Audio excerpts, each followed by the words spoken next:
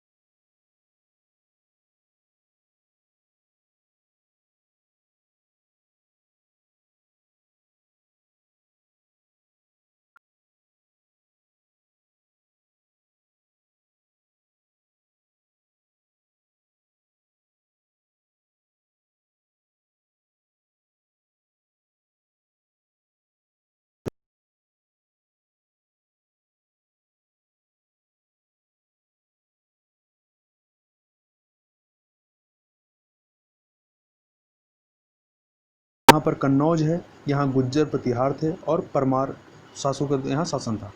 इसके अलावा यहाँ पर आप देखें तो ये जो पूरा इलाका रेड वाला दिख रहा है, यहाँ पर राष्ट्रकूट, जिनकी राजधानी क्या थी? मान्यखेत्र थी। राष्ट्रकूटों की राजधानी क्या थी? मान्यखेत्र थी। यहाँ पर राष्ट्रकूटों का राज था। ये आपका महाराष्ट्र और कर्नाटक वाला इलाका है। वर्तमान में देखें महाराष्ट्र, कर्नाटक और कुछ पोर्शन आपका ये आंध्र प्रदेश का भी काफ़ी हिस्सा इसके अंतर्गत आ जाएगा। इसके अलावा यहाँ पर आप देखेंगे तो यहाँ पर पूर्वी चालुक्य का शासन था और इनकी राजधानी बेंगी थी। पूर्वी चालुक्यों की राजधानी क्या थी? बेंगी थी। ये आपका कह सकते हैं कि उड़ीसा हो गया, आंध्र प्रदेश का हिस्सा हो गया, इधर है। इसके अलावा यहाँ पर आप देखें जो वर्तमान का केरल है, यहाँ पर चेर राज्य, और इधर तमिलनाडु के ऊपर वाले हिस्से में तमिलनाडु और कुछ पोर्शन आंध्र प्रदेश का, तो यहाँ पे चोल थे, और नीचे वाले हिस्से में आपके पांड्यन थे या पांड्य नरेश यहाँ पर शासन कर रहे थे। तो इस प्रकार से इस महाद्वीप में इस महाद्वीप का जो मैप है, यहाँ पर आप देख सकते हैं कि कौन कहाँ पर शासन कर रहा था। तो अब नए राजवंशों के उदय की बात करें तो 7वीं सदी आते आते उपमहाद्वीप के विभिन्न भागों में बड़े भूस्वामी और योद्धा सरदार अस्तित्व में आ चुके थे। राजा लोग प्रायः उन्हें अपने मातहत या सामंत के रूप में मान्यता देते थे। उनसे उम्मीद की जाती थी कि वे राजा या स्वामी के लिए उपहार लाएं, उनके दरबार में हाजिरी लगाएं और उन्हें सैन्य सहायता प्रदान करें। अधिक सत्ता और संपदा हासिल करने पर सामंत अपने आप को महासामंत, महामंडलेश्वर मतलब पूरे मंडल का महान स्वामी इत्यादि घोषित कर देते थे। कभी कभी वह अपने स्वामी के आधिपत्य से स्वतंत्र हो जाने का भी दावा करते थे। इस तरह का एक उदाहरण जो है दक्कन में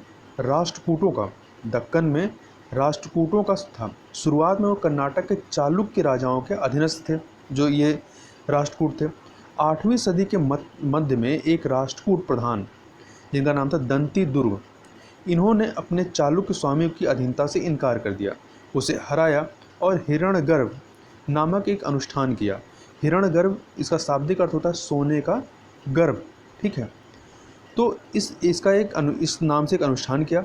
जब यह अनुष्ठान ब्राह्मणों की सहायता से संपन्न किया जाता था तो यह माना जाता था कि इससे याजक जन्मना क्षत्रिय न होते हुए क्षत्रिय के रूप में दोबारा क्षत्रित्व प्राप्त कर लेगा। मतलब यदि कोई व्यक्ति क्षत्रिय जन्म से नहीं पैदा हुआ है तो इस अनुष्ठान के बाद वह क्षत्रिय के रूप में जाना जाएगा, क्षत्रिय बन जाएगा। कुछ अन्य उदाहरणों में उद्यमी परिवारों के पुरुषों ने अपनी राजशाही कायम करने के लिए सैन्य कौशल का इस्तेमाल किया। मिसाल के तौर पर कदम्ब, मयूर शरमण और गुज्जर प्रतिहार हरिचंद्र ये ब्राह्मण थे जिन्होंने अपने परंपरागत पेशे को छोड़कर शस्त्र को अपना लिया और क्रमशः कर्नाटक और राजस्थान में अपने राज्य का सफलतापूर्वक इन्होंने अपने राज्य को स्थापित किया था, ठीक है। यहाँ पर आप एक फिगर देख सकते हैं, ये जो चित्र है ये आपका एलोरा की गुफा संख्या 15 का भित्ति चित्र है, जिसमें विष्णु को नरसिंह अर्थात पुरुष सिंह के रूप में दिखलाया गया है, और यह राष्ट्रकूट काल की कृति है। आगे चलते हैं, आगे बात करें राज्यों में प्रशासन की बात करें तो इन नए राज्यों में से कईयों ने महाराजाधिराज अर्थात राजाओं के राजा, त्रिभुवन चक्रवर्ती, 3 भुवनों का स्वामी और इसी तरह की अन्य भारी भरकम उपाधियां धारण की थी। लेकिन इस तरह के दावों के बावजूद वे अपने सामंतों और साथ ही साथ किसान, व्यापारी तथा ब्राह्मणों के संगठनों के साथ अपनी सत्ता की साझेदारी करते थे। इन सभी राज्यों में उत्पादकों अर्थात किसानों पशुपालकों, कारीगरों से संसाधन इकट्ठे किए जाते थे। इनको अक्सर अपने उत्पादों का एक हिस्सा त्यागने के लिए मनाया या बाध्य किया जाता था। कभी कभी इस हिस्से को लगान मानकर वसूला जाता था, क्योंकि प्राप्त करने वाला भूस्वामी होने का दावा करता था। राजस्व जो है वो व्यापारियों से भी लिया जाता था, और ये संसाधन जो हैं वो राजा की व्यवस्था का वित्तीय आधार बनते थे। साथ ही मंदिरों और दुर्गों के निर्माण में भी इस्तेमाल होते थे। संसाधन जो हैं उन युद्धों को लड़ने में भी इस्तेमाल होते थे जिनमें लूट की शक्ल में धन मिलने की तथा जमीन और व्यापारिक मार्गों के प्रयोग की संभावनाएं बनती थीं। राजस्व वसूली के लिए पदाधिकारियों की नियुक्ति सामान्यतः प्रभावशाली परिवारों के बीच में से ही की जाती थी। मतलब इन पदों पर जो है कुलीन परिवार के लोग ही बैठते थे और प्रायः वंशानुगत होते थे। ये जो पद होते थे वंशानुगत होते थे, मतलब उनके वंश का ही व्यक्ति उस पद पर होता था। सेना में भी ऐसा ही होता था। कई बार राजा के निकट संबंधी ही इन ओहदों पर होते थे। तो याद रखिए यहाँ पर पद क्या थे, वंशानुगत थे, चाहे वो सेना में ही क्यों ना हो। यहाँ पर एक थोड़ा सा बात कर लेते हैं कर के बारे में। तो तमिलनाडु में शासन करने वाले चोल वंश के अभिलेखों में विभिन्न किस्म के करों के लिए 400 से ज़्यादा सूचक शब्द मिलते हैं। सबसे अधिक उल्लिखित कर जो है वो वेट्टी है, जो नगद की बजाय जबरन श्रम के रूप में लिया जाता था, यानी बेगार के रूप में, यानी जबरन श्रम। और कदमाई यानी कि भू राजस्व थे। मकान पर छाजन डालने पर लगने वाला कर, खजूर या ताड़ के पेड़ पर चढ़ने के लिए सीढ़ी के इस्तेमाल पर लगने वाला कर, पारिवारिक संपत्ति का उत्तराधिकार हासिल करने के लिए लगने वाले कर इत्यादि का भी उल्लेख मिलता है। तो आप सोच सकते हैं किस किस प्रकार के कर लगते थे, कि सीढ़ी लगाने के लिए भी कर देना पड़ता था। आगे चलें तो आगे प्रशस्तियां और भूमि अनुदान की बात करें तो प्रशस्तियों में ऐसे ब्यौरे मिलते हैं जो शब्दशः सत्य नहीं भी हो सकते हैं, लेकिन ये प्रशस्तियां हमें बताती हैं कि शासक खुद को कैसा दर्शाना चाहते थे। मिसाल के लिए सूरवीर, विजयी योद्धा के रूप में ये विद्वान ब्राह्मणों द्वारा रची गई थी, जो अक्सर प्रशासन में मदद करते थे। अब यहाँ आगे देखें तो आगे राजा लोग प्रायः क्या करते थे, ब्राह्मणों को भूमि अनुदान से पुरस्कृत करते थे, और ये ताम्र पत्रों पर अभिलिखित होते थे। ये जो अनुदान होते थे ये ताम्र पत्रों पर अभिलिखित होते, जो भूमि पाने वाले को दिए जाते थे। यहाँ पर ये आप फिगर देख सकते हैं। तो ये जो फिगर हैं, यहाँ पर जो चित्र दिखाया गया, यह थोड़ा संस्कृत और थोड़ा तमिल में लिखा हुआ ताम्र पत्रों का एक संग्रह है, जिसमें 9वीं सदी में एक शासक के द्वारा दिए गए भूमि अनुदान का उल्लेख है। जिन कड़ियों से ये पत्र जुड़े हैं उन पर राशि मुहर लगी है, जो यह बतलाने के लिए है कि यह एक प्रमाणिक दस्तावेज है। इसके अलावा आगे बढ़ने से पहले थोड़ा सा यहाँ पर नागभट्ट की उपलब्धियों की बात करें तो ये भी क्या है, यह भी एक अभिलेख का ही एक वक्तव्य है। तो कई शासकों ने प्रशस्तियों में अपनी उपलब्धियों का बखान किया है। संस्कृत में लिखी गई ग्वालियर, जो कि मध्य प्रदेश में, यहाँ पे पाई गई एक प्रशस्ति में प्रतिहार नरेश नागभट्ट के कामों का वर्णन इस प्रकार किया गया है। क्या किया गया है, आंध्र, सैंधो अर्थात सिंध, विदर्भ महाराष्ट्र का एक हिस्सा और कलिंग उड़ीसा का हिस्सा के राजा उनके आगे तभी धराशायी हो गए जब वे राजकुमार थे। मतलब ये जो है प्रतिहार नरेश नागभट्ट के वीरता की बात है कि जब ये नागभट्ट राजकुमार थे तो यहाँ इन जगहों का उल्लेख किया गया, इनके राजा तभी उनके सामने धराशायी थे जब ये एक राजकुमार के रूप में थे। तथा उन्होंने कन्नौज के शासक चक्रयुद्ध को विजित किया।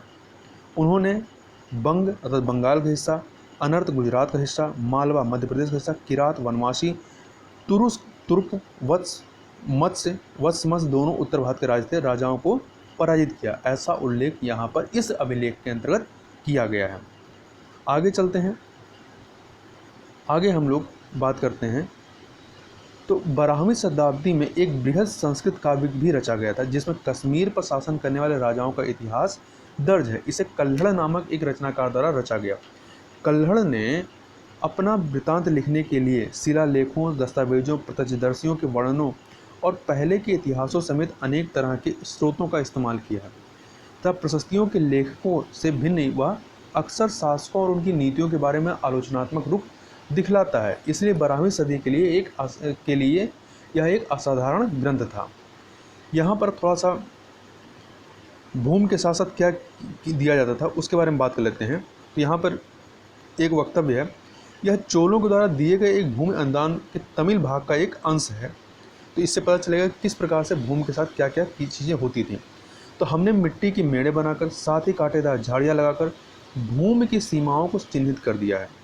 इस भूमि पर ये चीज़ें हैं, कौन सी चीज़ें हैं? फलदार वृक्ष, पानी, भूमि, बगीचे और फलोद्यान, पेड़, कुएं, खुली जगह, चारागाह, एक गांव, बौबी, चबूतरे, नहरें, खाइयाँ, नदियाँ, दलदली जमीन, हौज, अन्नागार, मछलियों के तालाब, मधुमक्खियों के छत्ते और गहरी झीलें।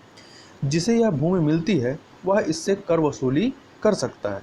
वह न्यायाधिकारियों द्वारा जुर्माने के तौर पर लगाए गए कर वसूल सकता है। पान के पत्तों पर लगने वाला कर, बुने हुए कपड़ों पर लगने वाला कर, साथ ही साथ वाहनों पर लगने वाला कर वसूल सकता है। वह पकी ईंटों के बने ऊपरी माले पर बड़े कमरे बनवा सकता है और बड़े और छोटे कुएं खुदवा सकता है। पेड़ और कांटेदार झाड़ियाँ लगवा सकता है। जरूरी हो तो सिंचाई के लिए नहर बनवा सकता है। उसे यह सुनिश्चित करना चाहिए कि पानी बर्बाद न हो और तटबंधों का निर्माण हो। तो यहाँ पर इस तरह के बताया कि ज़मीन के साथ जो भूमि थी उसके साथ क्या क्या चीज़ें हस्तांतरित होती थी, मतलब जो उस पर आधिपत्य जिसका होता था या जिसको वो मिलता था उसको क्या क्या चीज़ें उसके साथ में मिलती थी। आगे चलते हैं। आगे हम लोग धन के लिए युद्ध की बात करते हैं। तो आपने यहाँ गौर किया होगा कि इनमें से प्रत्येक शासक जो है राजवंश का आधार कोई क्षेत्र विशेष था। वह दूसरे क्षेत्रों पर भी नियंत्रण करने का प्रयास करते थे। एक विशेष रूप से वांछनीय क्षेत्र था गंगा घाटी में कन्नौज नगर। गुज्जर, प्रतिहार, राष्ट्रकूट और पाल वंश के शासक जो हैं सदियों तक कन्नौज के ऊपर नियंत्रण को लेकर के आपस में लड़ते रहे। तो ये कन्नौज वाला जो इलाका था गंगा घाटी का, यहाँ पर अधिकार के लिए कौन कौन लड़ रहे थे? गुज्जर, प्रतिहार, राष्ट्रकूट और पाल वंश। चूँकि इस लंबी लड़ाई में 3 पक्ष थे, इसलिए इतिहासकारों ने प्रायः इसकी चर्चा त्रिपक्षीय संघर्ष के रूप में की है। तो कई बार परीक्षा में पूछा जाता है कि त्रिपक्षीय संघर्ष में कौन कौन शामिल थे। तो याद रखिए गुज्जर, प्रतिहार, राष्ट्रकूट और पाल वंश के शासक शामिल थे। जैसा कि हम देखेंगे कि शासकों ने बड़े मंदिरों का निर्माण करवाकर भी अपनी सत्ता और संसाधनों का प्रदर्शन करने का प्रयास किया। इसलिए जब वो एक दूसरे के राज्यों पर आक्रमण करते थे तो मंदिरों को भी अपना निशाना बनाते थे, जो कभी कभी बहुत अधिक संपन्न होते थे। इसके बारे में हम लोग जब अध्याय 5 पढ़ेंगे तो वहाँ इसके बारे में और चीज़ें जानने को मिलेंगी। अफगानिस्तान के गजनी का सुल्तान जो सुल्तान महमूद ऐसे शासकों में से सबसे प्रसिद्ध है। यहाँ पर एक चीज़ याद रखिएगा, ये पूछा है सुल्तान का मतलब क्या होता है। तो सुल्तान अरबी भाषा का शब्द है जिसका मतलब होता है शासक। उसने अर्थात सुल्तान महमूद ने 997 से 1030 तक शासन किया और अपने नियंत्रण का विस्तार मध्य एशिया के भागों, ईरान और उपमहाद्वीप के उत्तर पश्चिमी हिस्से तक किया।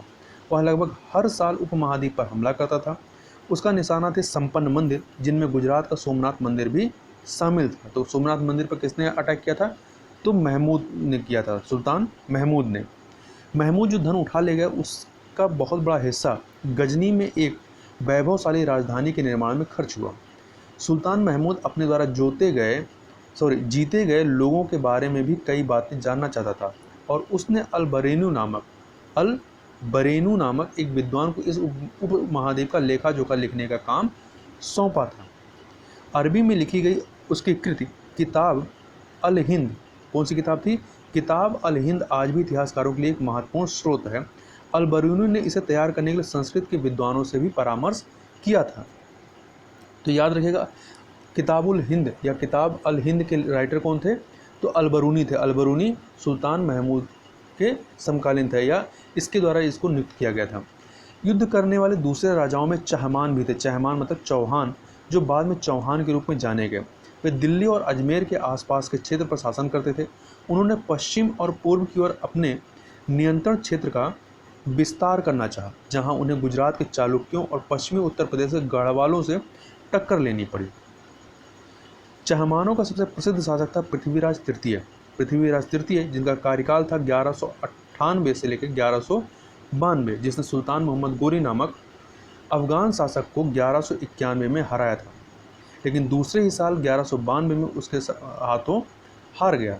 तराइन का युद्ध हुआ, तराइन का प्रथम युद्ध, तराइन का द्वितीय युद्ध। तराइन का प्रथम युद्ध 1191 में हुआ था, जिसमें पृथ्वीराज तृतीय जो है मोहम्मद गोरी को हराते हैं, और दूसरे साल 1192 में जब अगले साल तराइन का द्वितीय युद्ध होता है वहाँ पर पृथ्वीराज तृतीय जो है ये हार जाते हैं।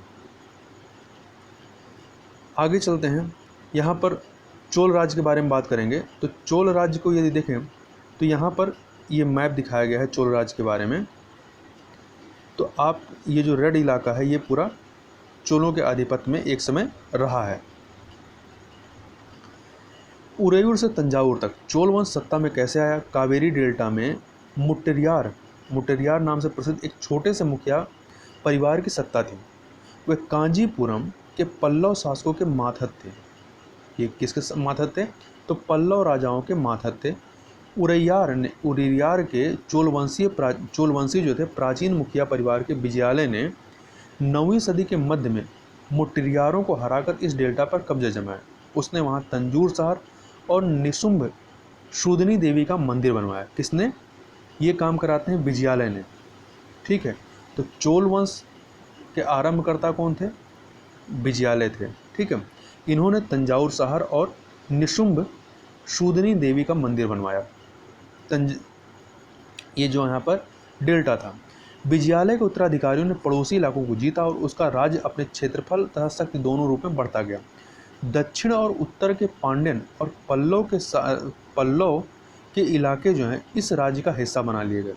राज प्रथम जो सबसे शक्तिशाली चोल शासक माना जाता है 985 में राजा बना और इसी ने इनमें से ज़्यादातर क्षेत्रों पर अपने नियंत्रण का विस्तार किया।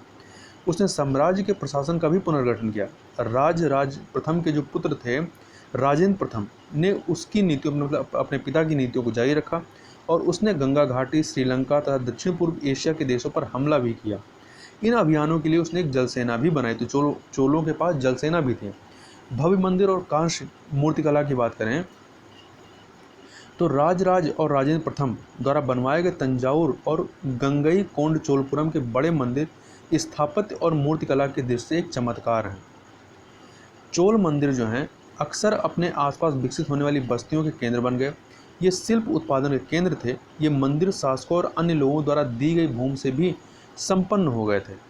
इस भूमि की उपज उन सारे विशेषज्ञों द्वारा निर्वाह करने में खर्च होती थी जो मंदिर के आसपास रहते थे और उसके लिए काम करते थे। जैसे पुरोहित है, मालाकार है, बावर्ची है, मेहतर हैं आपके, संगीतकार हैं, नर्तक इत्यादि। दूसरे शब्दों में मंदिर सिर्फ पूजा आराधना के स्थान नहीं थे, वे आर्थिक, सामाजिक और सांस्कृतिक जीवन के केंद्र भी थे।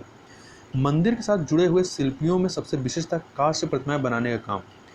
चोल कांस्य प्रतिमाएं जो हैं इस संसार की सबसे उत्कृष्ट कांस्य प्रतिमाओं में गिनी जाती हैं। ज़्यादातर प्रतिमाएं तो देवी देवताओं की ही होती थी, लेकिन कुछ प्रतिमाएं भक्तों की भी बनाई जाती थी। यहाँ पर आप ये मंदिर देख सकते हैं। ये जो मंदिर है ये गंगई कोंड चोलपुरम का मंदिर है।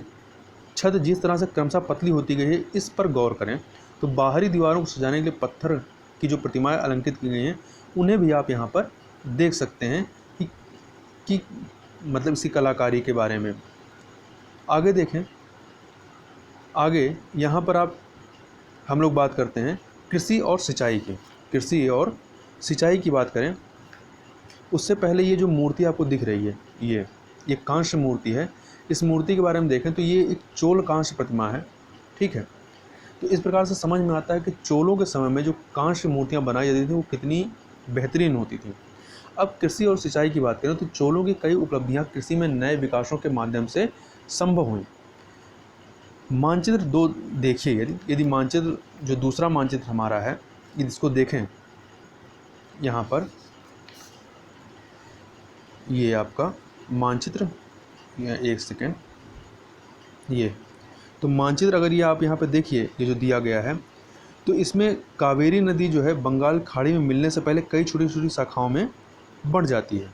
जो कावेरी नदी इसमें है आपके वो यहाँ पर बंगाल की खाड़ी में आपकी जाके गिरती है और इसमें गिरने से पहले जो है कई सारी मतलब वितरिकाओं में ये बढ़ती जाती है और ये शाखाएं जो है बार बार पानी उछलती रहती है, जिससे किनारों पर उपजाऊ मिट्टी जमा होती रहती है। तो इन शाखाओं का पानी कृषि विशेषतः चावल की खेती के लिए आवश्यक आर्द्रता भी उपलब्ध मुहैया कराता है। हालांकि तमिलनाडु के दूसरे हिस्सों में कृषि पहले ही विकसित हो चुकी थी, पर 5वीं या 6वीं सदी में आकर ही इस इलाके में बड़े पैमाने पर खेती शुरू हो पाई। कुछ इलाकों में जंगलों को साफ किया जाना था और कुछ दूसरे इलाकों में जमीन को समतल किया जाना था। डेल्टा क्षेत्रों में बाढ़ को रोकने के लिए तटबंध बनाए जाते थे और पानी को खेतों तक ले जाने के लिए नहरों का निर्माण होना था। तथा कई क्षेत्रों में एक साल में 2 फसलें भी यहाँ पर उगाई जाती थी। कई जगहों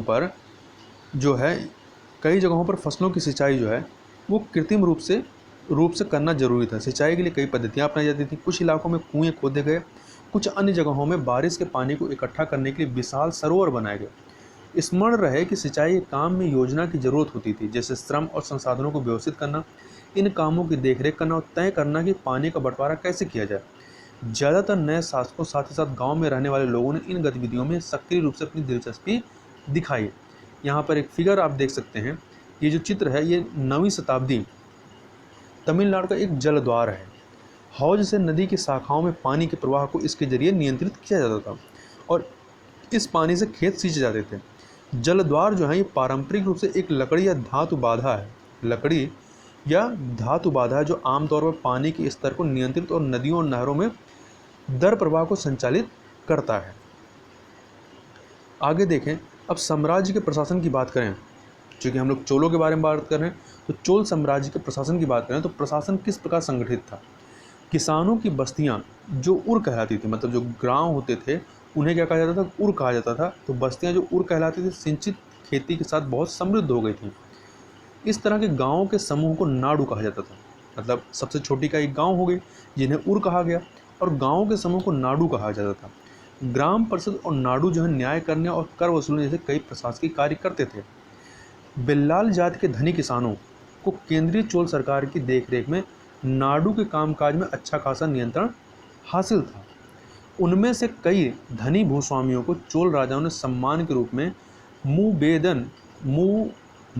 वेदवेलन अर्थात 3 राजाओं को अपनी सेवाएं प्रदान करने वाला बेलन या किसान, वेलन का मतलब होता है किसान, तो वेदवेलन, अरियार का हिंदी होता है प्रधान जैसी उपाधियां दी और उन्हें केंद्र में महत्वपूर्ण राजकीय पद सौंपे।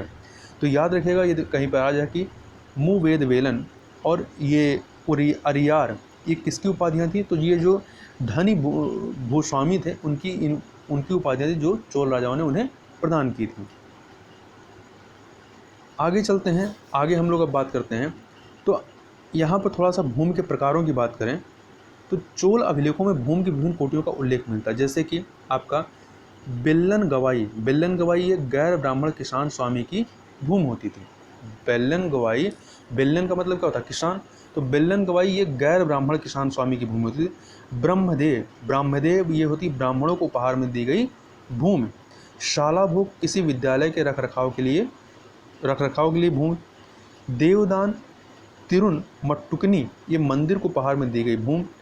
पल्ली चंदम जैन संस्थाओं को दान दी गई भूमि। तो ये महत्वपूर्ण है भूमियों के प्रकार, इनको एक बार और देख लीजिए। जैसे बेल्लन वगाई ये गैर ब्राह्मण किसान स्वामी की भूमि होती थी। ब्रह्मदेव ब्राह्मणों को उपहार में दी गई भूमि। शाला भोग किसी विद्यालय के रखरखाव के लिए भूमि। देवदान तिरुनमट्टुकनी मंदिर को उपहार में दी गई भूमि। ठीक है, पल्ली चंदम जैन संस्थाओं को दान दी गई भूमि। तो हमने देखा कि ब्राह्मणों को समय समय पर भूमि अनुदान या ब्रह्मदेय प्राप्त हुआ। तो ब्रह्मदेय याद रखिएगा, ब्राह्मणों को उपहार में दी गई भूमि को ब्रह्मदेय कहा गया है। परिणाम स्वरूप कावेरी घाटी और दक्षिण भारत के दूसरे हिस्सों में ढेरों ब्राह्मण बस्तियां अस्तित्व में आई। प्रत्येक ब्रह्मदेय की देखरेख प्रमुख ब्राह्मण भूस्वामियों की सभा द्वारा की जाती थी। ये सभाएं बहुत कुशलतापूर्वक काम करती थी। इनके निर्णय शिलालेखों में प्रायः मंदिरों की पत्थर की दीवारों पर ब्यौरेवार दर्ज किए जाते थे। नगरम के नाम से ज्ञात व्यापारियों के संघ भी अक्सर शहरों में प्रशासनिक कार्य संपादित करते थे। तो नगरम क्या है, ये व्यापारी संघ था। तमिलनाडु के चिंगलपट्टू जिले के उत्तर मेरू से प्राप्त अभिलेखों में इस बात का सर्विस्तार वर्णन है कि ब्राह्मणों की सभा का संगठन कैसा था।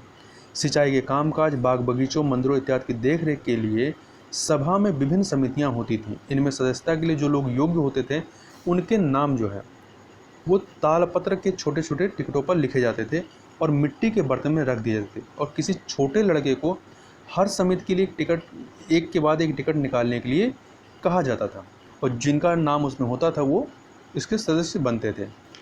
अब यहाँ पर थोड़ा सा हम लोग अभिलेख और लिखित सामग्री की बात करते हैं। तो उत्तर मेरू अभिलेख के अनुसार सभा की सदस्यता के लिए क्या बात की गई थी, तो सभा की सदस्यता के लिए इच्छुक लोगों को ऐसी भूमि का स्वामी होना चाहिए जहाँ से भू राजस्व वसूला जाता हो। मतलब ऐसा व्यक्ति जो भूमिहीन हो वो इसका सदस्य नहीं बन सकता था। उनके पास अपना घर होना चाहिए, ठीक है, पहली चीज़ तो भूमि होना चाहिए, ऐसा भूमि जहाँ से भू राजस्व वसूला जाता हो। दूसरा, उनका अपना घर होना चाहिए और उनकी उम्र 35 से 70 वर्ष के बीच होनी चाहिए और उन्हें वेदों का ज्ञान होना चाहिए और उन्हें प्रशासनिक मामलों की अच्छी जानकारी होनी चाहिए और ईमानदार होना चाहिए। इसके अलावा यदि कोई पिछले 3 सालों में किसी समिति का सदस्य रहा है तो वह किसी और समिति का सदस्य नहीं बन सकता है। मतलब कोई व्यक्ति मैक्सिमम 3 साल ही किसी समिति का सदस्य रह सकता है। जिसने अपने या अपने संबंधियों के खाते जमा नहीं कराए हैं वो चुनाव नहीं लड़ सकता है। जिसने अपने या अपने संबंधियों के खाते जमा नहीं कराए हैं वह चुनाव नहीं लड़ सकता। तो ये इस उत्तर मेरु अभिलेख में जो आपका ये कहाँ पर था, तमिलनाडु के चिंगलपट्टू जिले में यह अभिलेख मिला है। तो इसमें यह बताया गया है, यह क्राइटेरिया बताई गई कि यदि किसी समिति का कोई व्यक्ति सदस्य बनना चाहता है तो उनको किन क्राइटेरिया का फुलफिल करना होगा या किन क्राइटेरिया को उनको पालन करना होगा या किन क्राइटेरिया पर उन्हें खरे उतरना होगा। इसके अलावा अभिलेखों में राजाओं और शक्ति संपन्न पुरुषों के बारे में तो जानकारी मिलती है, लेकिन यह जानना खासा मुश्किल है कि साधारण मर्दों और औरतों का जीवन इन राज्यों में कैसा था। 12वीं शताब्दी की तमिल कृत पेरिया पूर्णम में एक उदाहरण है। इसमें क्या बताया गया है कि अडनूर की सरहदों पर फूस की पुरानी छाजनों वाली छोटी छोटी झोपड़ियों से आटा पड़ा पुलाया एक ऐसा समूह जिसे ब्राह्मण और बिल्लाल प्रतिष्ठित समाज के बाहर मानते थे। पुलाया लोगों एक छोटा सा पुरवा था जिसमें ओछे किस्म के पेशों में लगे खेतिहार मजदूर रहते थे। चमड़े की पट्टियों से घिरे हुए झोपड़ियों के हाथों में छोटे मुर्गे मुर्गियाँ झुंडों में घूमते रहते थे। गहरे रंग के बच्चे जो काले लोहे के कंगन पहने हुए थे छोटे पिल्लों को उठाए उछलते चल रहे थे। मारुद पेड़ों की छाया में एक मजदूरनी ने अपने बच्चे को चमड़े की एक चादर से सुला दिया। आम के पेड़ भी थे जिनकी शाखाओं पर नगाड़े लटके हुए थे और नारियल के पेड़ों के नीचे जमीन में बने छोटे गड्ढों में छोटे सिरों वाली कुतिया पिल्लों को दूध पिलाने के बाद लेटी हुई थी। लाल कलगी वाले मुर्गों ने पाँव फटने से पहले तगड़े पुलैयार, मतलब पुलैया का बहुवचन है, को दिन के काम पर जाने की हाक लगाते हुए भाग दे दी। धान कूटती लहरदार बोलों वाली पुलैया स्त्रियों के गाने की आवाज़ रोजाना कांजी वृक्ष की छाया में फैलती थी। तो ये जो उदाहरण है जो तमिल कृति आपकी पेरिया पूर्णम रही है, इससे आप पता चलता है कि ये जो वहाँ पर आम लोग थे उनका जीवन शैली कैसी थी, वह किस प्रकार का जीवन यापन करते थे। आगे देखते हैं। आगे यहाँ पर थोड़ा सा तांग वंश के युग का चीन के बारे में बात की गई है, तो ये थोड़ा सा एक्स्ट्रा है। तो चीन में तांग राजवंश के तहत एक साम्राज्य स्थापित हुआ जो लगभग 300 वर्षों तक 7वीं से 10वीं सदी तक, मतलब ये जो चोल काल जब चलता है उसी टाइम पीरियड का ये, तो 7वीं से 10वीं सदी तक सत्ता में रहा। इसकी राजधानी सियान जो है दुनिया के सबसे बड़े नगरों में से एक थी जहाँ तुर्की, ईरानी, भारतीय, जापानी और कोरियाई आया जाया करते थे। तांग साम्राज्य परीक्षा के माध्यम से नियुक्त की गई नौकरशाही द्वारा प्रशासित होता था। मतलब यहाँ पर जो नौकरशाही होती थी उसके लिए परीक्षा होती थी। इन परीक्षाओं में हर इच्छुक व्यक्ति बैठ सकता था। अधिकारियों के चयन की यह व्यवस्था जो है कुछ बदलावों के साथ 1911 तक कायम रही। ठीक है, तो अब इसकी तुलना जो है अभी जो हम लोगों ने अभिलेख में की कि जो उत्तर मेरु अभिलेख में उसमें सभा की सदस्यता कैसे होती थी, तो थोड़ा सा आप तुलना कर सकते हैं कि यहाँ पर जो नौकरशाही या जो राजा की नौकरशाही होती थी उस पर पदों पर किस प्रकार से नियुक्ति हुई थी। या तो यहाँ पर हमने देखा कि पदों पर नियुक्ति जो राजवंश या जो कुलीन व्यक्ति हुआ करते थे उन्हीं को होता था और वो वंशानुगत होते थे। तो इस प्रकार से यहाँ पर यह जो सेकंड चैप्टर था यहाँ पर कंप्लीट होता है। तो इस वीडियो में बस इतना ही। मिलते हैं नेक्स्ट वीडियो में, तब तक के लिए बहुत बहुत धन्यवाद।